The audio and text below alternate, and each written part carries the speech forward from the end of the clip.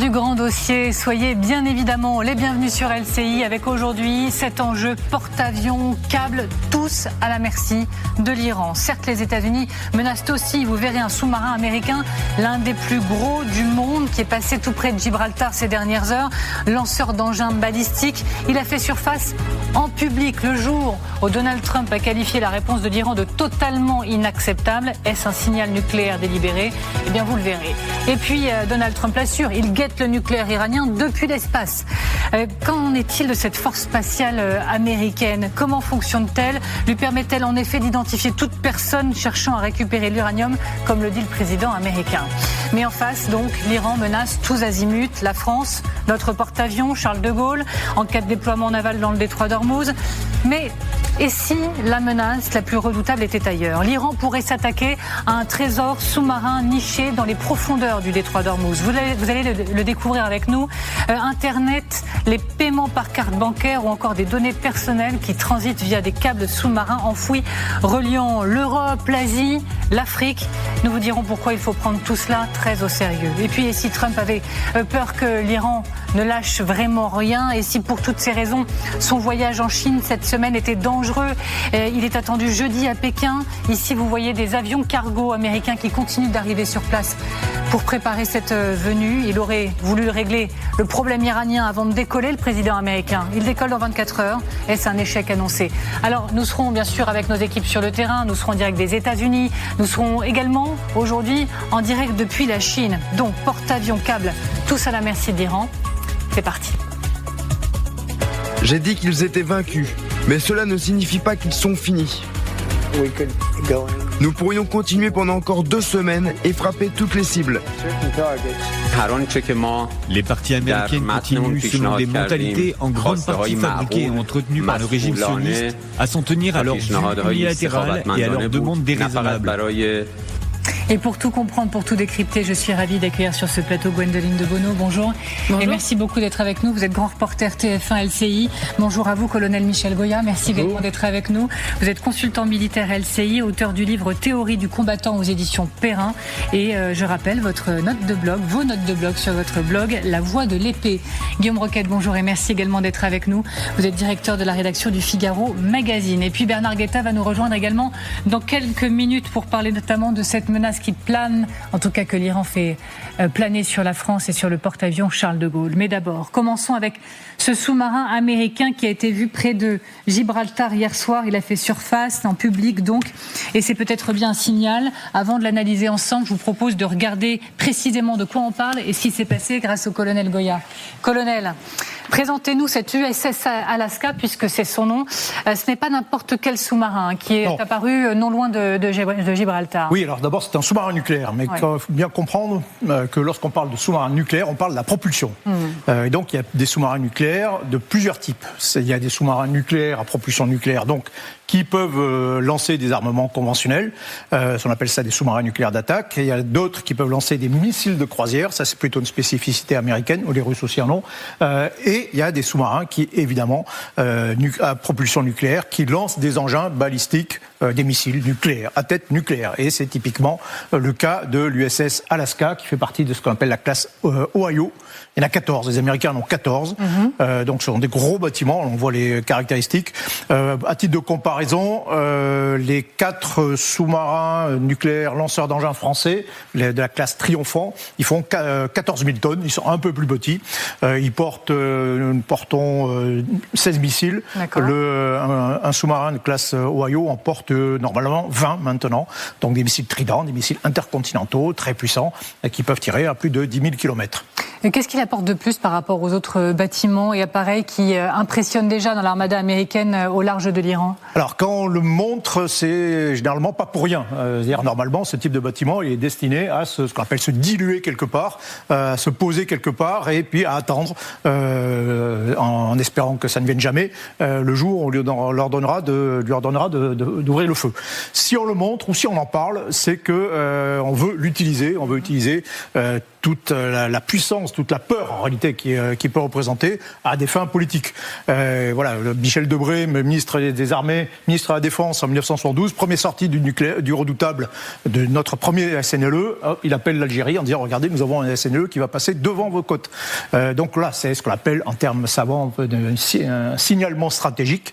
En réalité, en termes plus communs, c'est de la gesticulation qui, je pense, en réalité, n'impressionne pas grand monde parce que tout le monde sait que les Américains ont l'arme nucléaire. Deux, tout le monde sait aussi qu'ils ne l'utiliseront jamais contre l'Iran.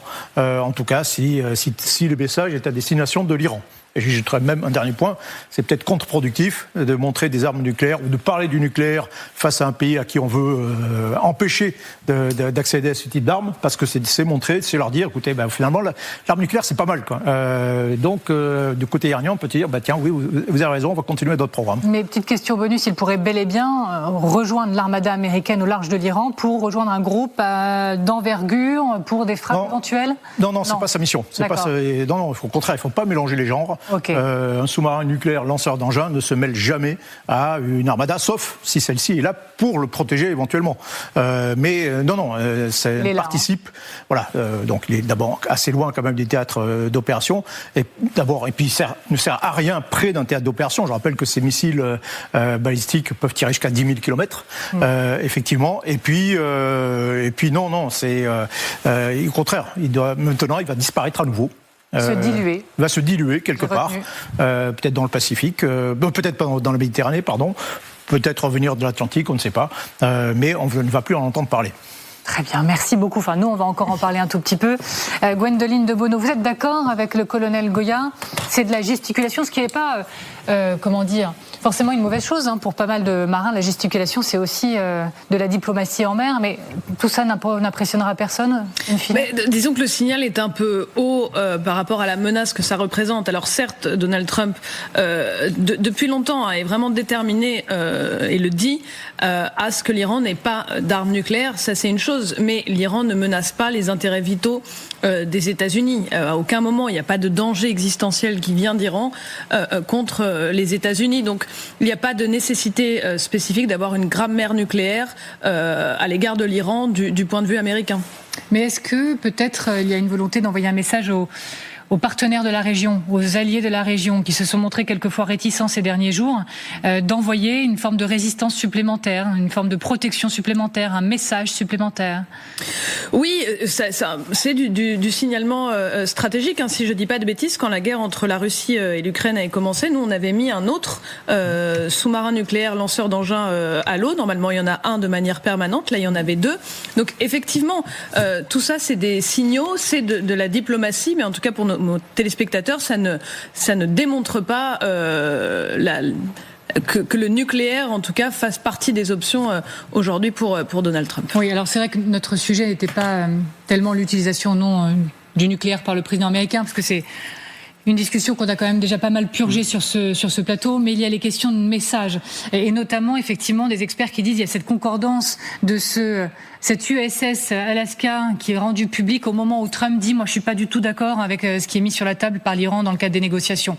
Effectivement, ça peut être une réponse à l'Iran dans le cadre des négociations, une manière de montrer qu'on n'est pas d'accord du tout avec ce qui est en train de se passer. Je peux me tromper, mais moi j'analyse ça comme une excellente nouvelle pour la paix. C'est-à-dire que j'imagine très bien Trump réunissant son état-major en disant alors on va pas recommencer à taper sur l'Iran parce que ça sert à rien, à frapper sur l'Iran. Je vous rappelle que ça fait plus d'un mois que dure la trêve, mais il faut quand même montrer que je peux être méchant.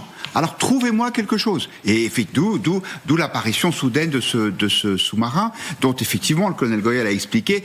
Tout le monde sait qu'il ne servira pas. Et donc personne n'est dupe de cette opération de communication. Mais en elle-même, elle est plutôt positive, me semble-t-il, pour les gens qui espèrent un règlement pacifique de ce conflit, parce que, encore une fois, ce serait pas ce type d'arme qui serait mis en avant et encore plus utilisé si vraiment Trump disait je veux recogner.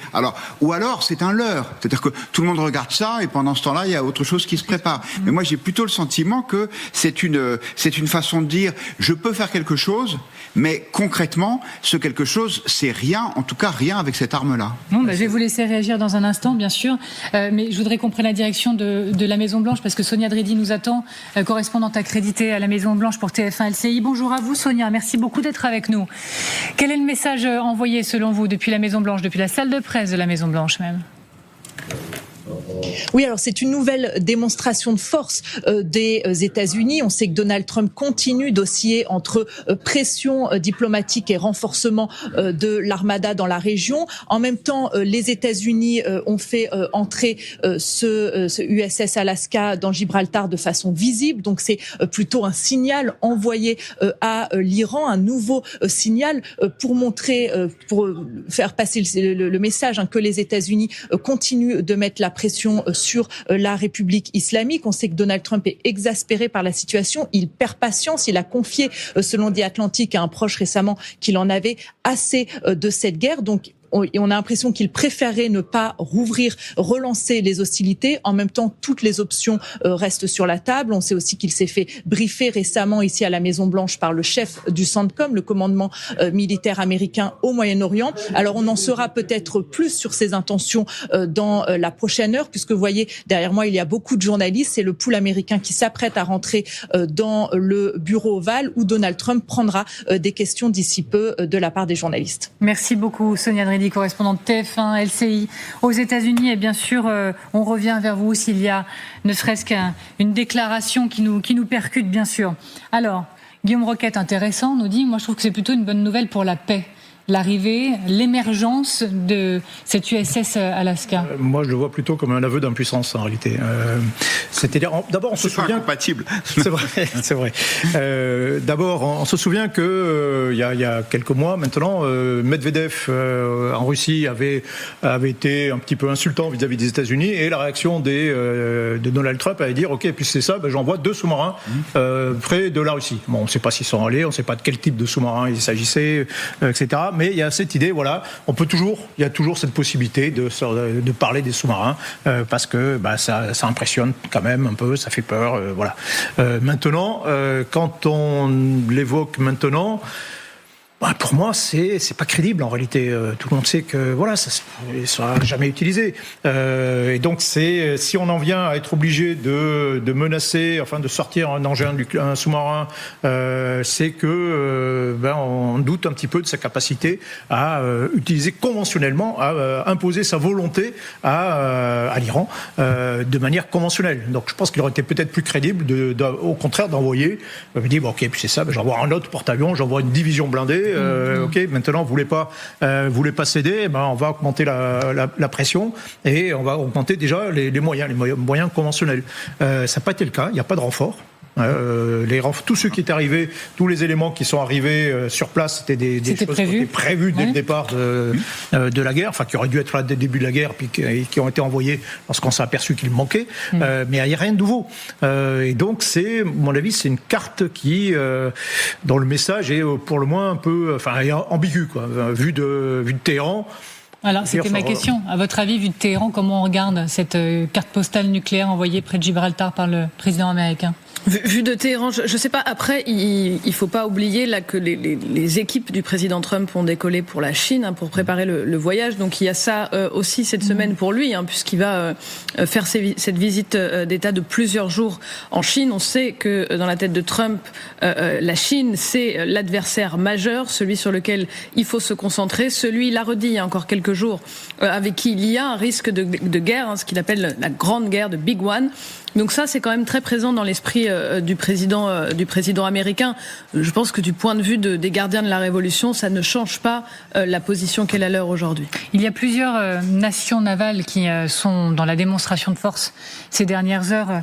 Donc on vient de vous parler de cette USS Alaska du côté de Gibraltar, mais il y a bien sûr le porte-avions français, le Charles de Gaulle qui se dirige vers Ormuz.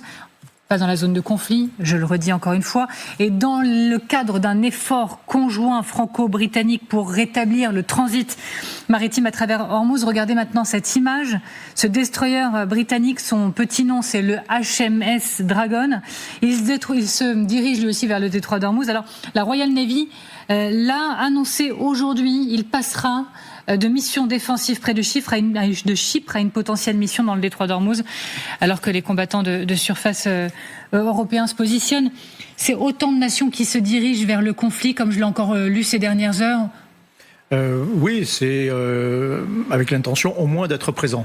Au passage, le destroyer Dragon, c'est Vincent Crouzet nous rappelait que c'était le destroyer qui tuait James Bond à la fin du dernier James Bond.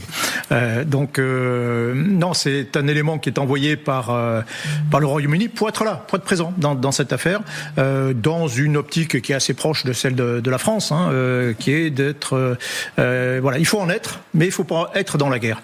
Donc on attend concrètement la fin de la guerre pour envoyer des moyens militaires, alors ce qui peut paraître un peu paradoxal, un peu étonnant, c'est-à-dire qu'on va aller sécuriser une zone qui n'aura plus besoin concrètement d'être sécurisée. Mais il faut effectivement montrer que l'on fait quelque chose et qu'on plante le drapeau. Je précise quand même que la France fait quand même quelque chose parce ses avions Rafale sont tous les jours engagés pour, enfin plus maintenant depuis le cessez-le-feu, mais ont été engagés pour défendre les alliés et en particulier les Émirats Arabes Unis. Mais quand même, j'insiste sur ma phrase, autant de nations qui se dirigent vers le conflit.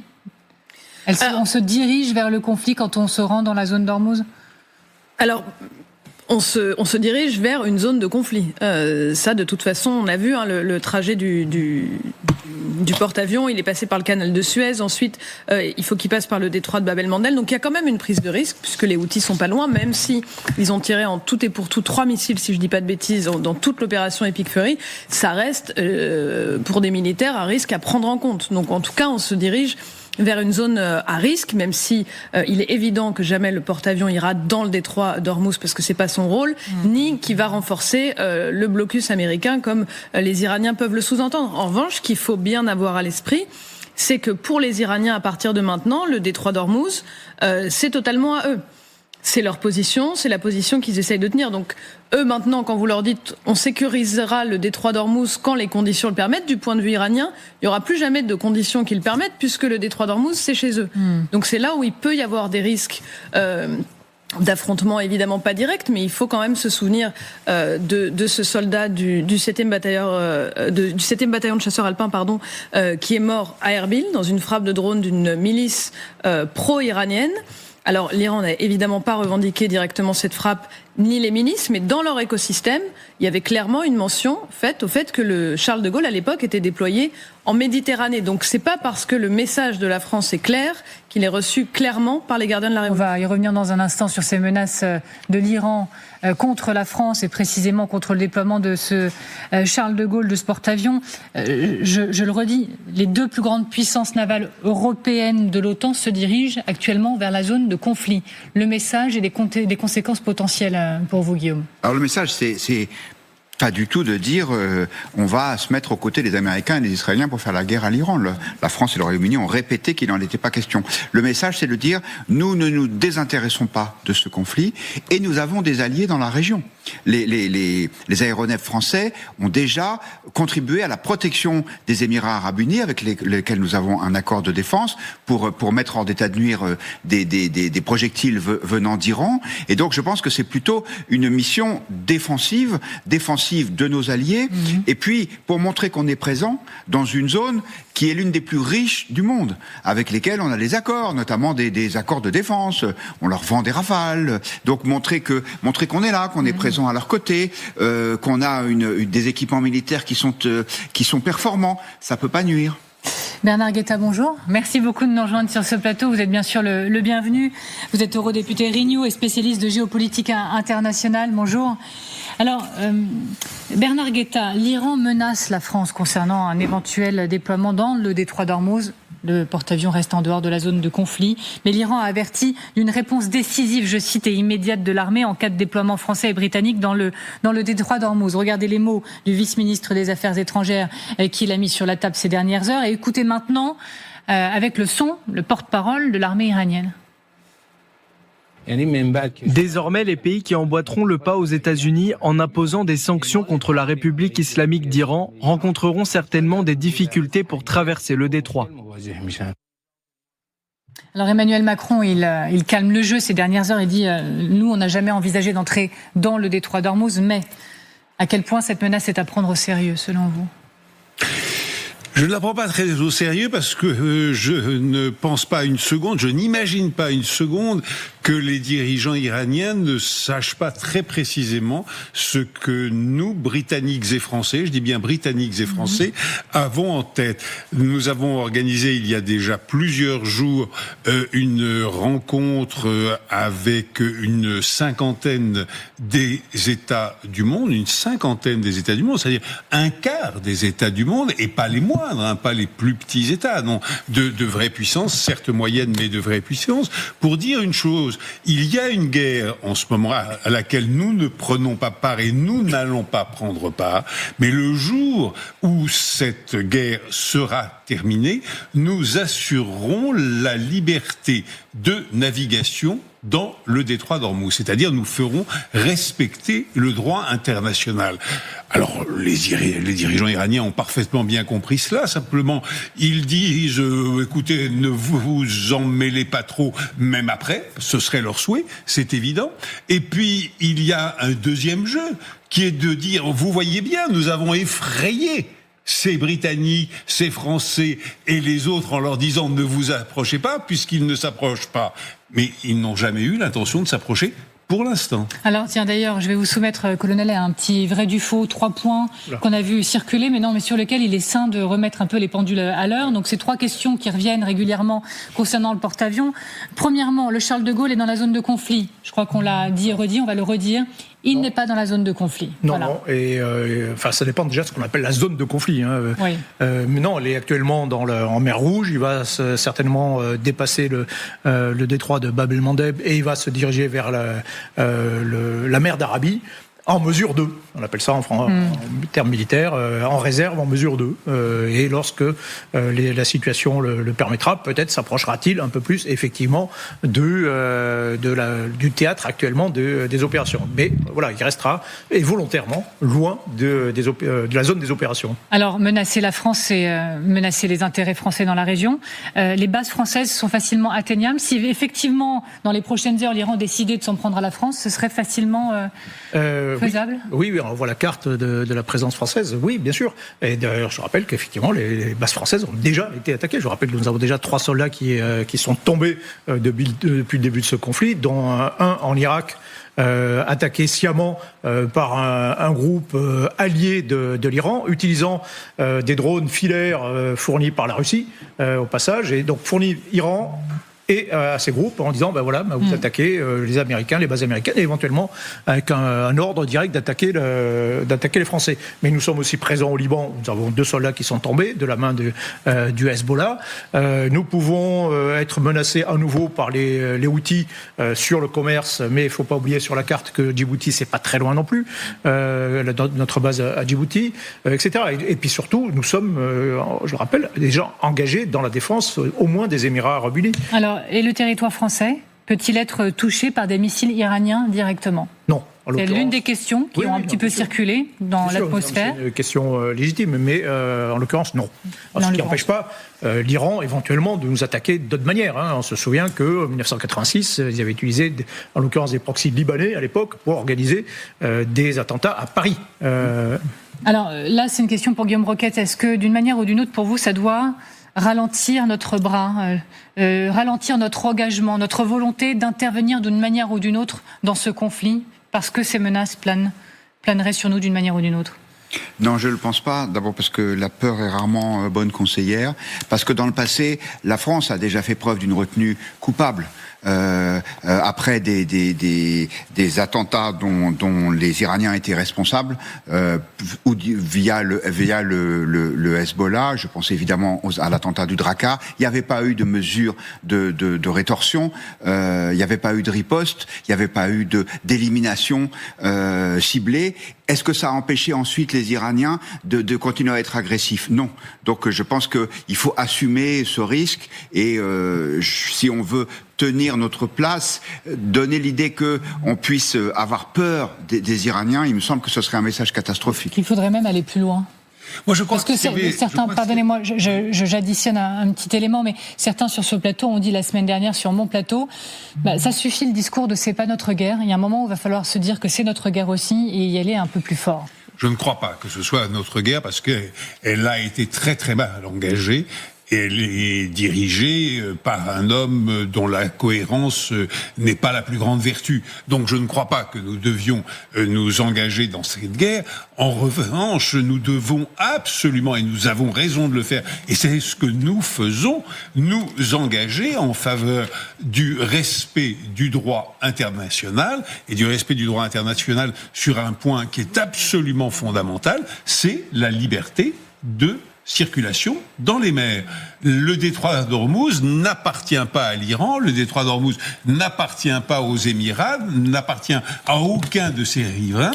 Le détroit d'Ormuz est une voie de passage internationale dont le droit garantit la liberté.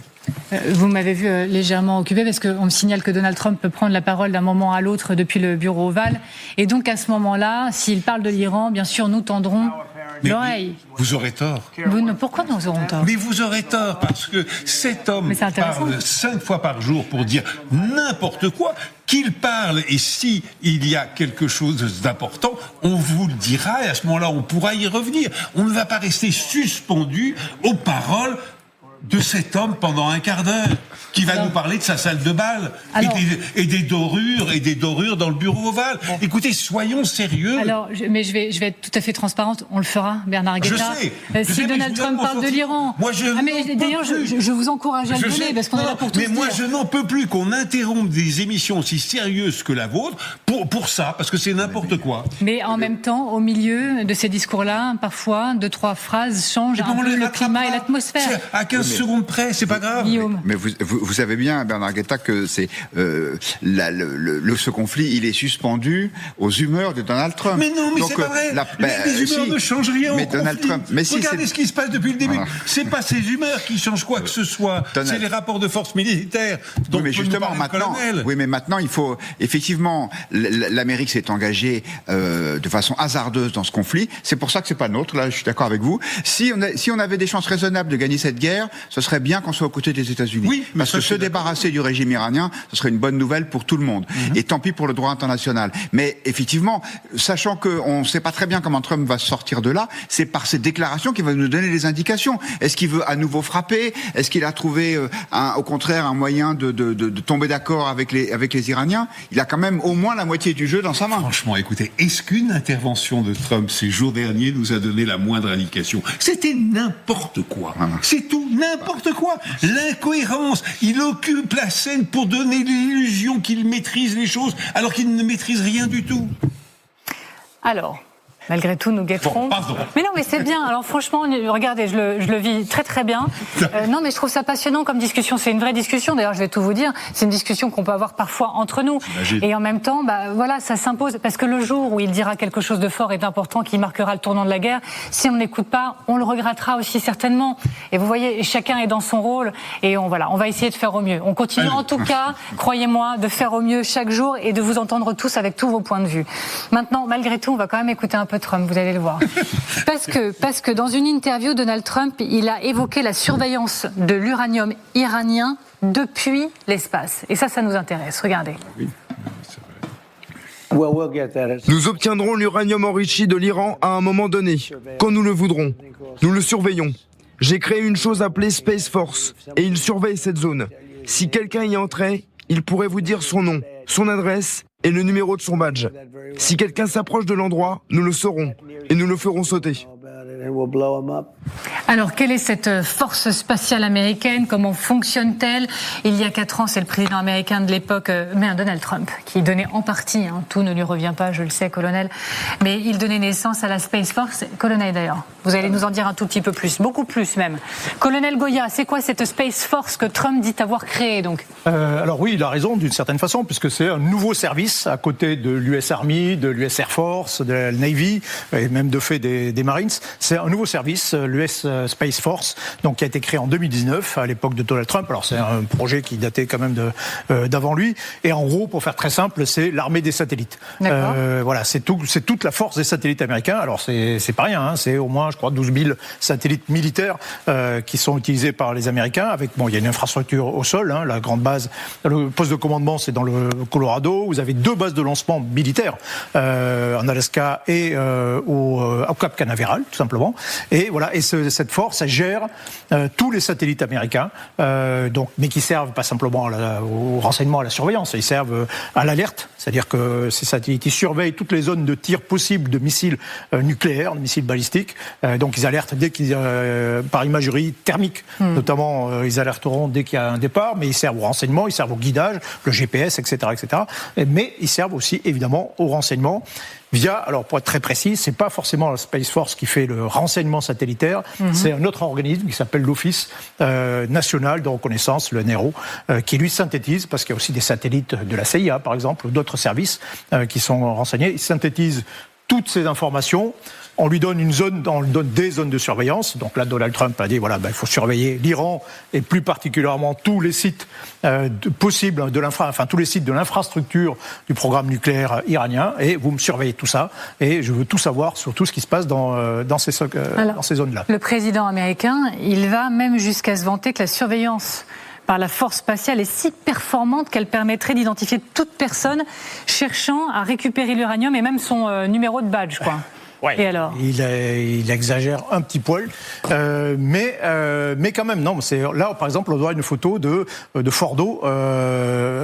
C'était le 19 juin. Voilà. 2025. Voilà, donc Fordo qui a été bombardé, frappé par la suite par les bombardiers américains. Et donc là on voit effectivement ça a été surveillé. Donc on voit un certain nombre de véhicules. Donc, pour le coup, le renseignement, c'est bien, hein, renseignement satellitaire, les photos, l'imagerie, tout ça, c'est très bien, mais ça donne pas forcément les intentions, hein, ça donne pas ce que veulent faire concrètement. Mais ces camions ont été suspectés de transporter l'uranium. Bien sûr, on s'est dit, tiens, ils sont pas là par hasard. Qu'est-ce qu'il y a dans le secteur ? Il y a de l'uranium enrichi, et donc il est probable que ces engins soient utilisés pour transporter l'uranium enrichi, qui est en fait l'objet de toutes les recherches. Cet uranium enrichi à 60%, c'est là que se concentre non seulement tout le renseignement spatial, mais aussi toutes les formes de renseignement possibles et inimaginables, parce que c'est le centre de gravité de ce conflit pratiquement, ces kilos d'uranium. Où sont-ils ? Est-ce qu'on peut éventuellement comment peut-on les récupérer ? Est-ce qu'on peut les récupérer par une action de force, éventuellement par une opération commando ? Mais dans ce cas-là, il faut du renseignement. Il faut un renseignement très précis sur tout ce qu'on peut faire. Et en l'occurrence, effectivement, les Américains disposent d'un atout considérable, très supérieur à ce que ont toutes les autres nations en matière de renseignement. Merci, colonel. On reste ensemble pour accueillir le général Philippe Steininger. Merci beaucoup d'être avec nous. Vous êtes conseiller militaire du Centre national d'études spatiales. Merci beaucoup d'avoir accepté notre invitation. Et votre regard à vous sur cette force spatiale américaine et sur ce que dit Donald Trump, qui assure qu'il peut surveiller toute personne qui voudrait de l'uranium iranien et quasiment en temps réel. Oui, il y a un tout petit peu d'exagération. On n'est pas vraiment surpris de la part du président américain. Mais c'est vrai qu'aujourd'hui, on a beaucoup de systèmes spatiaux qui sont en service et qui scrutent en permanence la surface de la Terre. Et ceci dans des tas de spectres, que ce soit le spectre du visible. Donc là, vous avez montré une photo prise 2 jours par beau temps. Je crois que ce point est important à souligner, hein, sinon vous prenez en photo le haut des nuages. Mais on arrive maintenant aussi à faire de l'observation de nuit, on arrive à faire de l'observation à travers les nuages avec des systèmes un peu différents. Et je crois qu'aujourd'hui, effectivement, les progrès de la technologie spatiale sont en train, d'une certaine manière, de révolutionner l'art militaire. Et il me semble qu'on est un peu dans une situation qui rappelle celle du début de la Première Guerre mondiale, où l'aviation militaire, faisant irruption dans l'art militaire, on a bouleversé bon nombre de principes. On a vu entre 1914, le début du conflit, et 1918, la fin du conflit, une aviation militaire qui n'avait plus du tout les mêmes missions, plus du tout les mêmes moyens et plus du tout la même importance. Et je crois qu'aujourd'hui, nous sommes en train de revivre cela avec les systèmes spatiaux militaires et aussi ce qu'on appelle les systèmes spatiaux duaux, c'est-à-dire des systèmes spatiaux qui ne sont pas propriété des militaires, mais qui, à un moment donné, dans leur activité, conduisent des activités pour le compte des militaires. On reste ensemble, Général, bien sûr. J'ai lu, parce que je ne vais pas faire semblant de tout savoir sur le sujet, mais que par le passé, tout ce programme avait été tourné en dérision, taxé de mégalomanie, etc. Mais aujourd'hui, il s'avère que c'est un véritable trésor militaire américain. Oui, d'ailleurs, le général qui commande cette force spatiale, il s'appelle Chance Salzman, et il a parlé il y a 2 semaines, je crois. C'est assez intéressant. Et ce qu'il disait, c'était que cette force, elle est aujourd'hui intégrée à toutes les opérations américaines récentes, que ce soit au Venezuela, en Iran.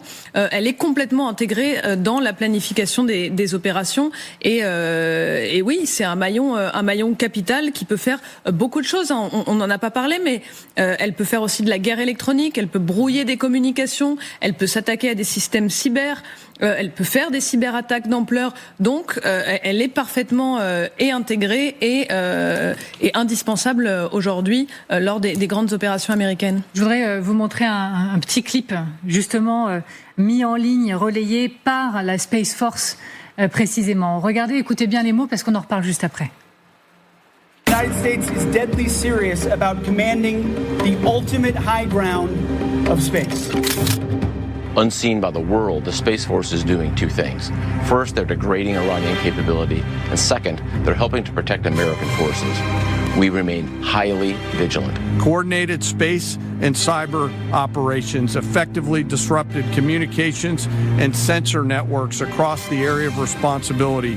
And our Space Force has given us the ultimate high ground, delivering space superiority, which has been a critical enabler to this fight. In Operation Midnight Hammer, Operation Absolute Resolve, and more recently, Operation Epic Fury, during which space effects were critical to mission success. Alors je retourne vers vous, Général Philippe Steininger. Merci encore une fois d'être avec nous. Supériorité spéciale américaine, vous êtes d'accord avec ça? Et en l'occurrence, comme le dit le clip, facteur déterminant de la domination des États-Unis dans ce combat, je parle de celui du Moyen-Orient? Oui, aujourd'hui, les États-Unis sont incontestablement en tête dans ce domaine-là. D'ailleurs, l'expression que vous venez d'employer, asseoir la domination américaine dans l'espace, c'est précisément ce que Donald Trump avait mis en avant lorsqu'il a créé la Space Force à la fin de l'année 2018. C'était pour, disait-il à l'époque, asseoir la domination américaine dans l'espace, donc des termes assez forts. Oui, aujourd'hui, les États-Unis sont clairement devant tous les autres. Ils sont cependant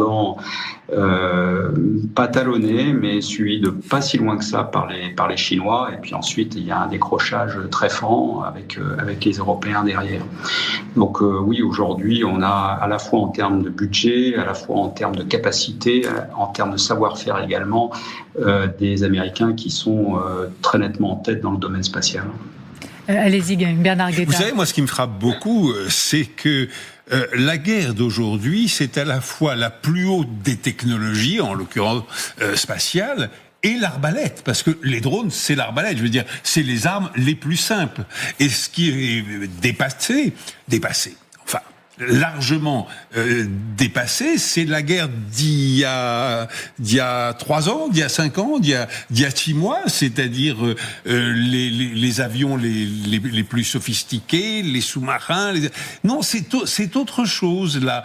Alors, ça veut dire que pour nous Européens, peut-être que plutôt que de nous disputer avec les Allemands sur qui va faire l'avion du futur, qui va faire le char du futur, etc., eh bien, on devrait mettre au pot commun très très très vite pour développer nos capacités spatiales et évidemment nos capacités dans le domaine des drones. Alors on le dit, on commence à le faire, on annonce qu'on va le faire, il faudrait vraiment donner un coup d'accélérateur.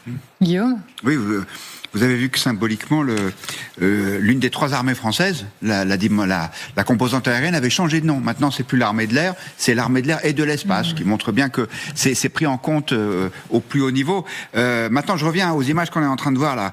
Ce que j'adore, c'est la phrase qui commence par « À l'insu du monde entier, nous surveillons tout le monde ». Je crois qu'il y a 600 millions d'abonnés sur Twitter, donc sur X, pardon. Donc, c'est un peu, à mon avis, cette démonstration de force, la même chose que pour le sous-marin. Si les États-Unis voulaient vraiment utiliser cet outil pour identifier et récupérer les déchets, enfin les éléments radioactifs iraniens, est-ce qu'ils iraient le crier sur les toits ?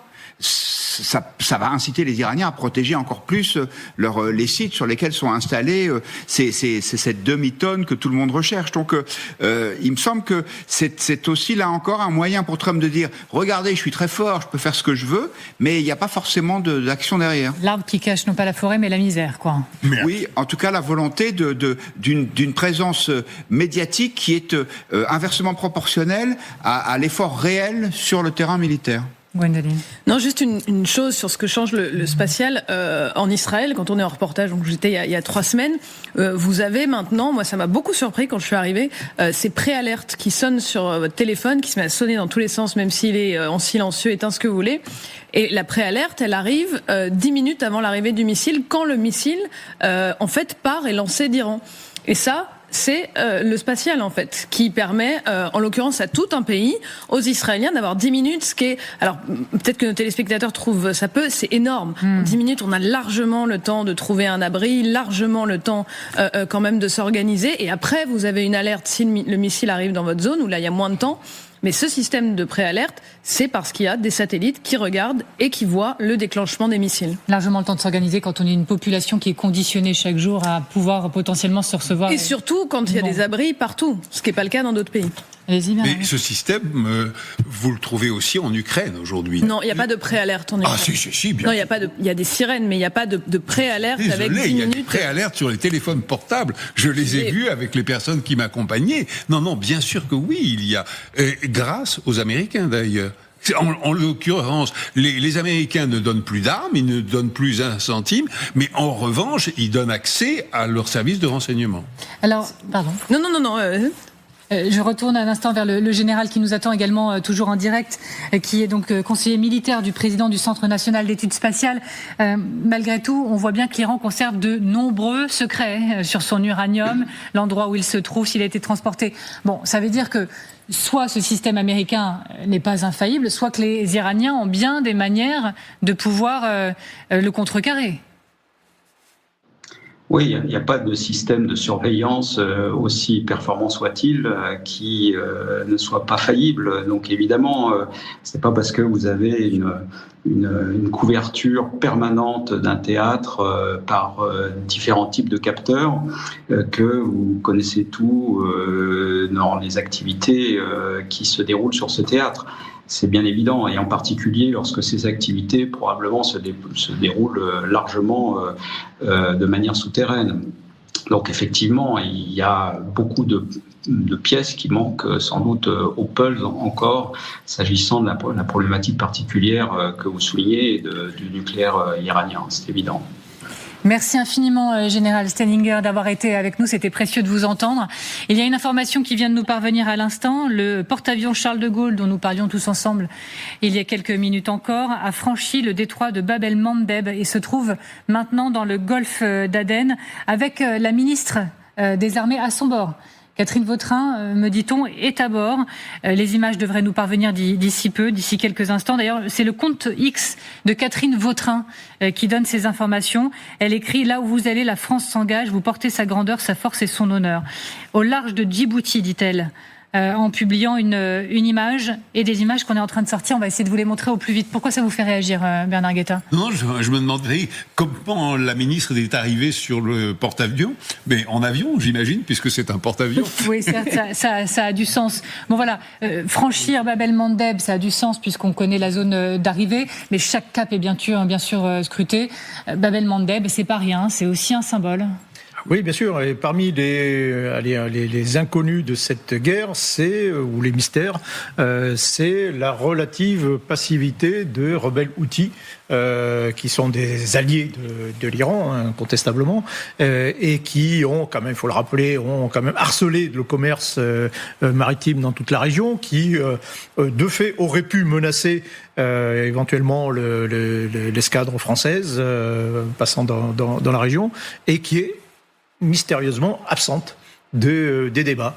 On se pose la question toujours, est-ce que c'est une carte que l'Iran garde dans sa main pour éventuellement pour jouer un peu plus tard, ou est-ce que c'est simplement les Houthis qui n'ont plus ni l'envie ni les moyens de se lancer. Ils ont été particulièrement frappés en juin dernier, notamment. Oui, ils ont été frappés. C'est d'ailleurs peut-être à ce stade un des rares succès militaires de Donald Trump, la campagne aérienne contre les Houthis, qui avait abouti à une forme de traité, un traité de paix, un arrêt des attaques contre le commerce maritime dans la région. Catherine Vautrin, donc la ministre en charge, écrit au large de Djibouti, c'est pour ça qu'on a vraiment reprécisé la localisation. Au sortir du détroit Bab el-Mandeb, je suis venu à bord du Charles de Gaulle pour dire la reconnaissance de la nation aux marins et aux militaires de notre groupe aéronaval.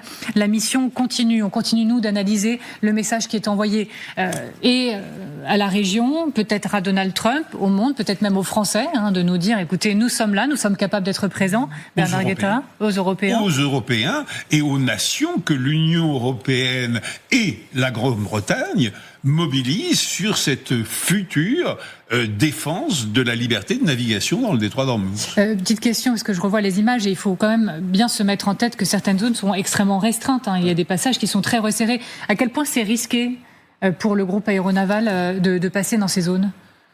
C'est risqué. Alors c'est très risqué quand il passe le canal de Suez, évidemment. Ouais. C'est relativement risqué. Tout est question de distance, c'est-à-dire que concrètement, plus c'est valable, on le voit bien d'ailleurs tous les jours face à l'Iran, plus on s'approche des côtes, à quelques dizaines de kilomètres des côtes, là ça devient une zone extrêmement dangereuse pour n'importe quel type de navire, parce que c'est là où vous allez recevoir tous les missiles anti-navires, tous les systèmes d'attaque possibles de côte. Mais dès que vous éloignez un petit peu, vous êtes alerté, ça vous laisse du temps de vous préparer. Donc je sais pas, dans le détroit de Bab el-Mandeb, c'est pas très large, effectivement. Donc c'est effectivement moins c'est large et plus c'est dangereux. Il me semble, colonel, que c'est encore plus étroit que le détroit d'Ormuz. C'est possible, oui. Mais mais effectivement c'est une zone dangereuse. Je rappelle que le porte-avions Bush américain, il n'est pas passé par là. Pour arriver sur le théâtre d'opération, ils ont traversé, ils ont préféré passer par le cap de Bonne-Espérance, ce qui montre bien qu'il y a quand même un petit peu un risque. Ça y est, nous avons pu extraire donc les images relayées par la ministre des Armées et des Anciens Combattants qui se trouve donc à bord du porte-avions Charles de Gaulle. Et voilà ce qu'elle vient de publier il y a quelques instants sur son compte X. Regardez. Peu dans le monde, peu de pays sont capables de faire ce que nous faisons, sur ce que vous faites. Peu de pays peuvent déployer un groupe aéronaval complet. Avec le Charles de Gaulle, avec chacune et chacun d'entre vous, la France peut agir loin, longtemps, vite, aux côtés de ses alliés. Chers marins, chers militaires, chers personnels embarqués, d'ici là, la mission continue. Vous n'êtes pas loin de la France, car ici en mer Rouge, vous êtes la France. Vous êtes la France qui protège, la France qui tient parole, la France qui agit pour la paix, parce qu'elle sait être forte. Pour tout cela, au nom du président de la République et du gouvernement, je vous dis tout notre soutien, toute notre reconnaissance. C'est le sens de ma présence ce soir parmi vous. Vive la République et vive la France. Voilà. Il y a eu de l'intention mise dans le ton de la ministre, il y a des moyens pour réaliser ce clip. Je rappelle donc qu'elle est à bord du porte-avions. Il y a des mots très forts. Peu de pays dans le monde sont capables de déployer une telle puissance. Mais la ministre est très modeste, parce que quand elle dit peu de pays, il faudrait dire très peu de pays. Parce que concrètement, ce sont les États-Unis, la Chine, avant-hier ou hier la Grande-Bretagne, mais en ce moment pas trop, et nous. Je ne dis pas de bêtises, nous sommes les trois. Oui, même la Grande-Bretagne, c'est plus... c'est ce que je vous dis, oui. En ce moment, la Grande-Bretagne, pas trop. Non. Oui, je suis même pas certain que la Grande-Bretagne, que les porte-avions britanniques ne sont pas nucléaires. Enfin, si, mais surtout, c'est pas ce qu'on appelle des catobars. Oui, c'est ça. Ces catobars, c'est ceux qui ont des catapultes et qui peuvent envoyer des avions lourds. Sinon, vous avez deux types. Sinon, le deuxième type, c'est sans catapulte. Et là, vous utilisez des F-35B, des choses à découlage court, des hélicoptères, etc. Et c'est beaucoup moins puissant.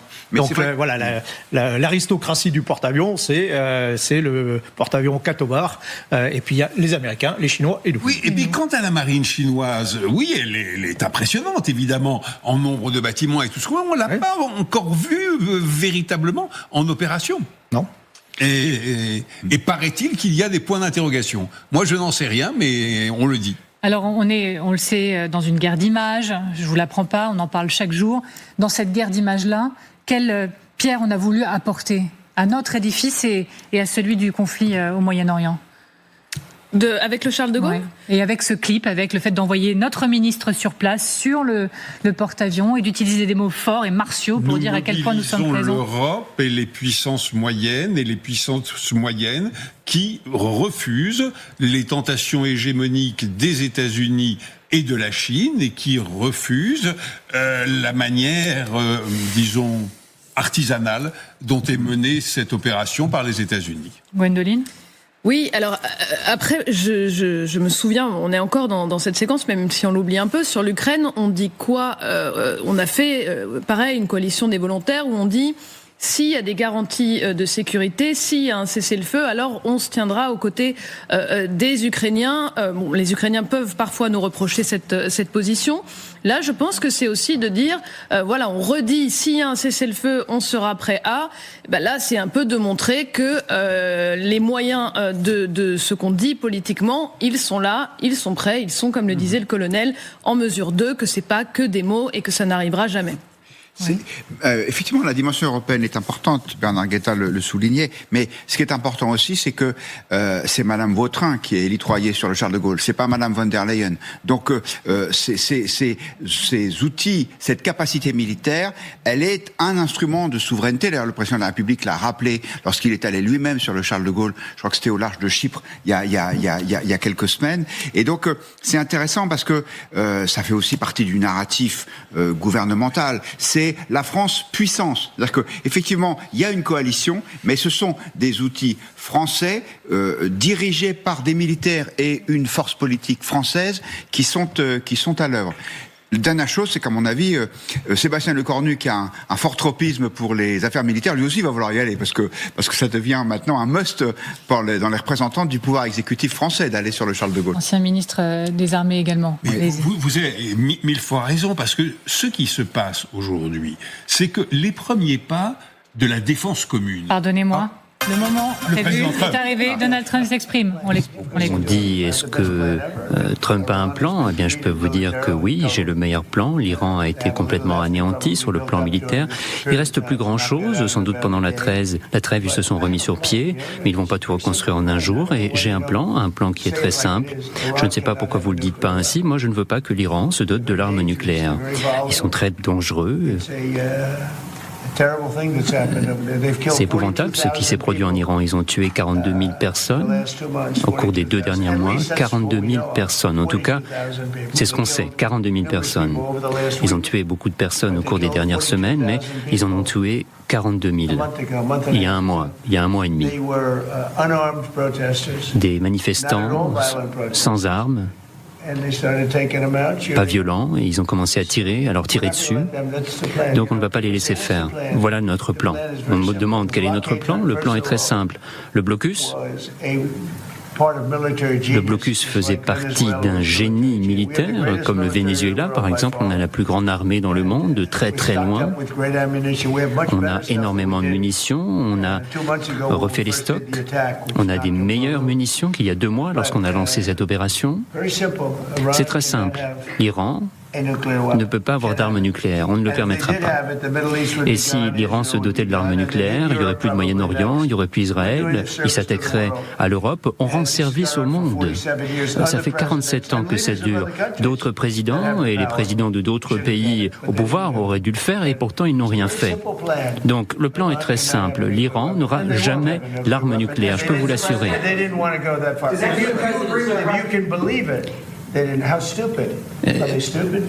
Ils sont pas bêtes, vous savez.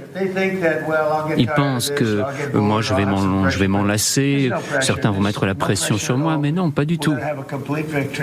On va avoir une victoire totale, et c'est déjà le cas d'ailleurs. Du point de vue militaire, on a une victoire totale. Leur marine, ils avaient plus de 100 navires, et aujourd'hui ils en ont plus. Ils ont des petits hors-bords.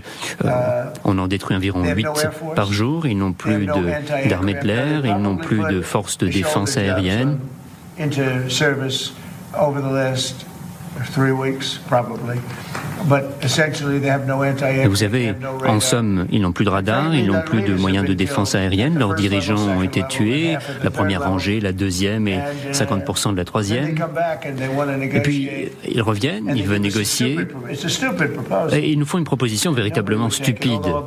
Personne ne l'accepterait. Obama, peut-être Biden aussi. Parce qu'ils ont accepté bien pire. Donc, moi j'ai mis un terme au pire accord qui avait été scellé dans l'histoire de notre pays pour ce qui est de la défense.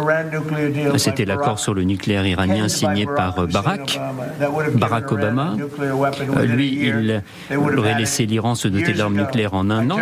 Si j'avais rien fait pendant mon premier mandat, ça ferait des années que l'Iran aurait l'arme nucléaire. Et puis ensuite, on les a frappés durement, vraiment très durement. Et je voulais vous en faire part parce que certains disent qu'on ne les a pas frappés durement, et pourtant, il y a cette poussière nucléaire, c'est le terme que j'utilise, la poussière nucléaire que nous avons frappée, et eux, ils m'ont dit, alors, pour l'avoir, cette poussière nucléaire, il faudra venir la chercher, parce que le site est si oblitéré, complètement détruit, que 1 ou 2 pays dans le monde peuvent aller les chercher. On les a si durement touchés qu'ils n'ont pas les équipements nécessaires pour aller les chercher. Ils m'ont dit que seuls les États-Unis et la Chine sont les 2 pays qui peuvent s'occuper de cette poussière nucléaire. Alors on en a parlé, ils ont dit c'est à vous d'aller le chercher parce que nous on n'a pas cette capacité. Donc pour ceux qui aiment dire que ces pilotes et ces avions fantastiques, d'ailleurs on vient d'en commander les nouveaux, que ces grands pilotes n'ont pas fait leur boulot, eh bien si, ils ont fait leur boulot exceptionnel. Au beau milieu de la nuit, tout était noir, et avec simplement quelques bombes, ils ont touché leur cible. C'est des choses incroyables. Aucun autre pays a une telle armée dans le monde. Nous, on a les missiles Tomahawk qu'on tire à partir des sous-marins à plus de 2000 kilomètres.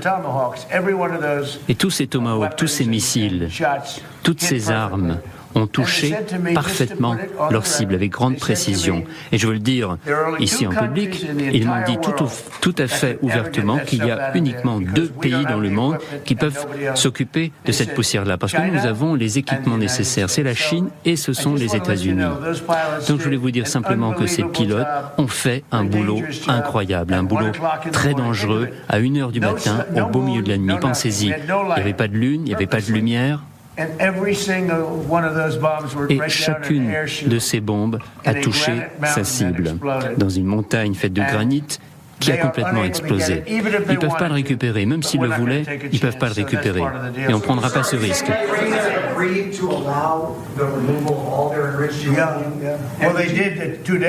Vous savez, ils l'ont fait il y a 2 jours.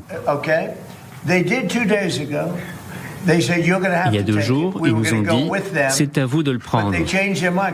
Mais ils ont changé d'avis parce qu'ils ne l'ont pas mis sur papier. Ils nous ont envoyé ce document qu'on a attendu pendant 4 jours, alors que ça a dû leur prendre 10 minutes à rédiger. Et c'est très simple. Nous, on s'en occupe, et eux, ils n'auront pas d'armes nucléaires. Quelques autres engagements, mais tout simplement, ça ne suffit pas. Ils sont d'accord avec nous et ensuite ils changent d'avis. Mais ils nous ont dit que ce site était tellement oblitéré, c'est le mot qu'ils ont utilisé, c'est le mot que moi j'avais utilisé au départ, alors que certains de ces fake news avaient remis en question. Ils espéraient que ce ne soit pas aussi couronné de succès, mais complètement oblitéré. On a le plus grande armée dans le monde. C'est pendant mon premier mandat que j'ai vraiment reconstruit l'armée. Je ne pensais pas que j'utiliserais autant l'armée pendant mon 2e mandat, mais bon. C'est très simple. Quand on se demande si j'ai un plan, oui, mon plan est très simple.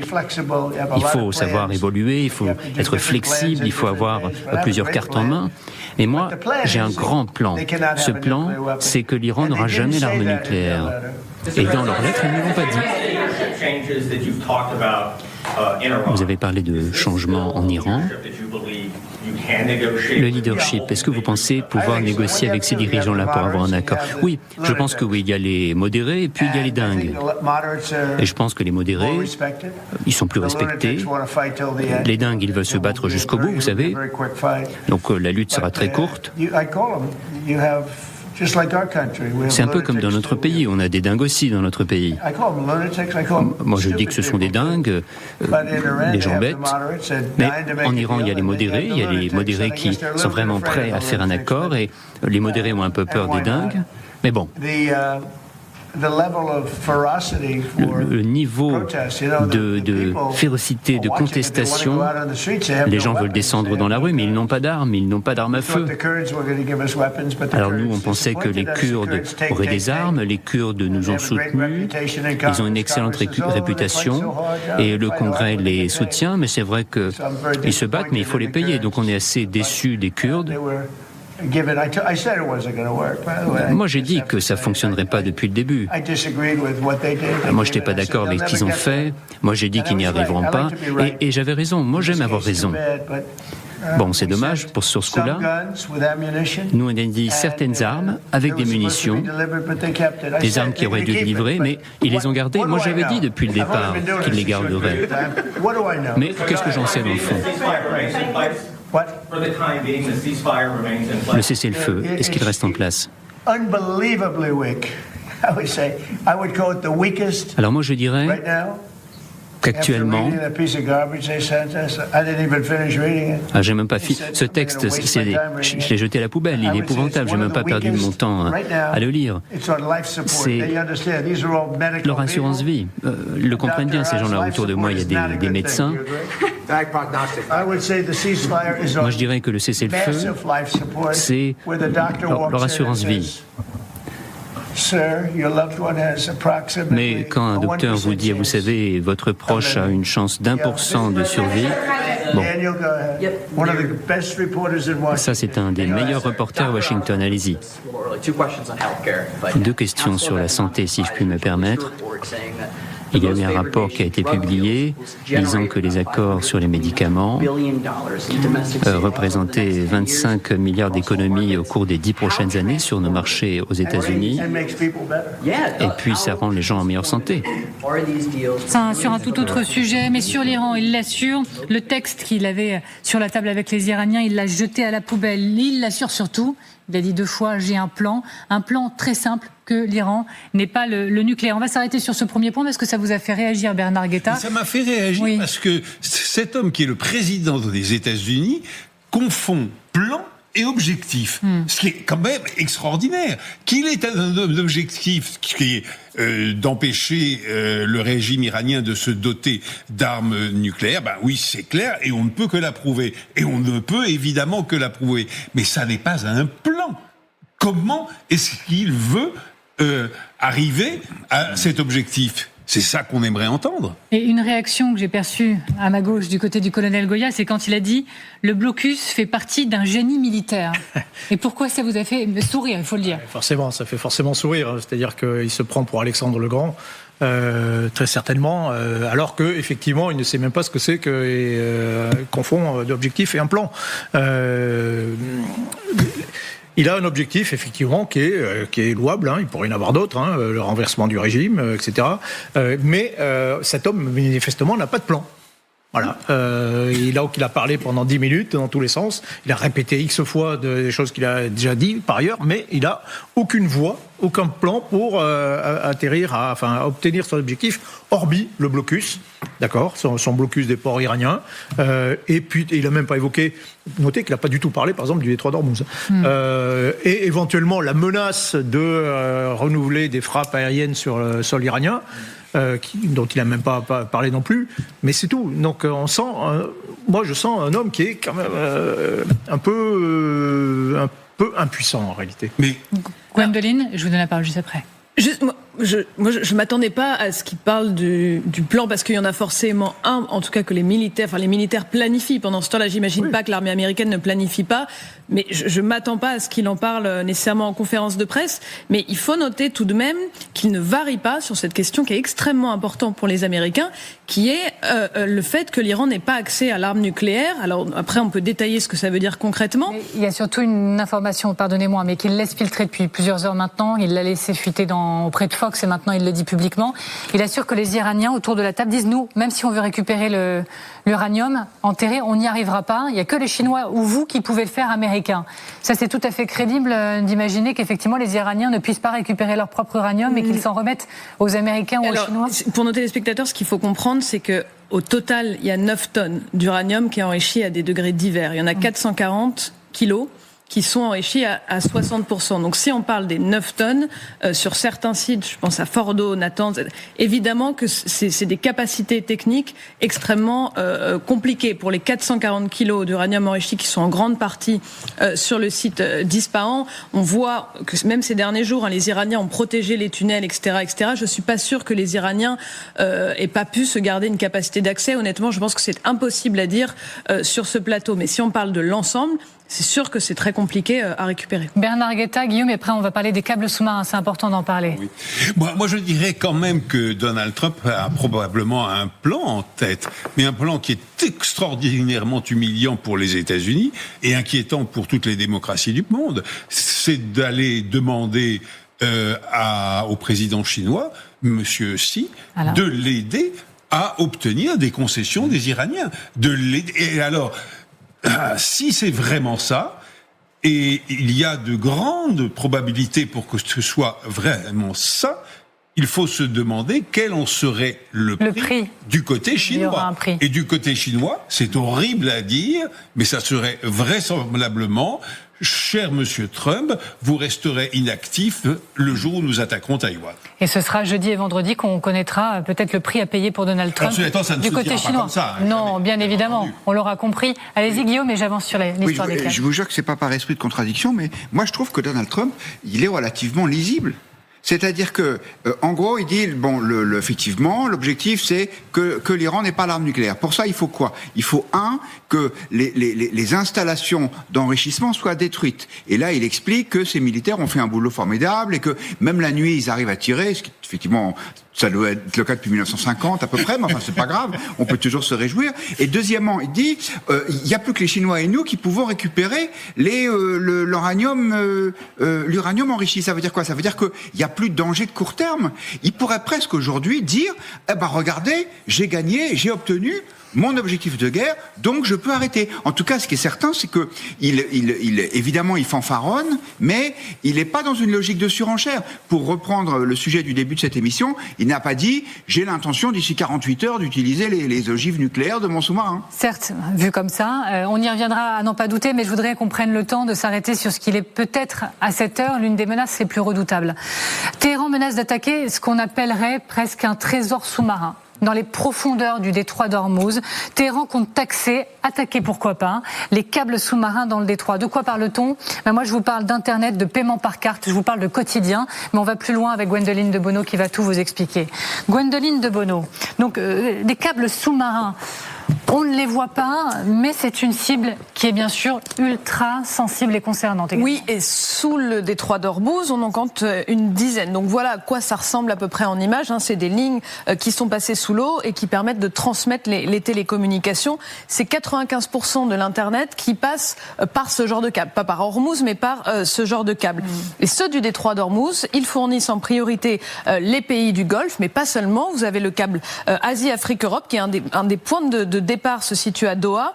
Il passe par le détroit et puis il va fournir l'Europe d'un côté et puis l'Asie de l'autre côté. Alors même mi-Marseille pour que vous compreniez bien. Et même mi-Marseille précisément. Et puis les pays du Golfe, eux, il faut aussi avoir à l'esprit qu'ils ont diversifié leur économie, qu'ils sont tournés vers les data centers, vers l'intelligence artificielle, donc ils peuvent pas tolérer de menaces sur ces câbles. Et puis autre point sensible, mais il faut l'avoir à l'esprit, si ces câbles étaient endommagés aujourd'hui, ce serait assez compliqué pour un navire civil de venir les réparer dans le détroit d'Ormuz. Alors Gwendoline, l'Iran parle de faire payer un péage ou une taxe comme pour le trafic maritime par exemple, mais est-ce qu'il aurait également la possibilité d'endommager concrètement ces câbles sous-marins ?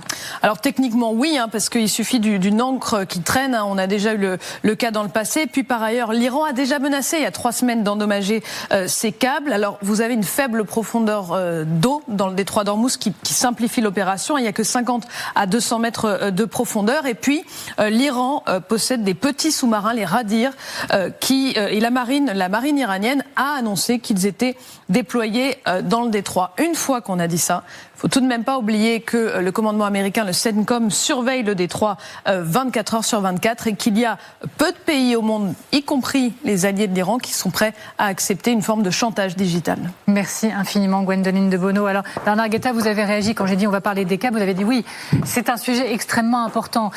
Pour ceux qui nous rejoindraient, encore une fois, insister, pourquoi est-ce si important ? Pourquoi est-ce à ce point un enjeu majeur ? Et à quel point on doit le prendre, encore une fois, c'est ma question préférée, au sérieux ? Moi, je dirais pour 2 raisons importantes.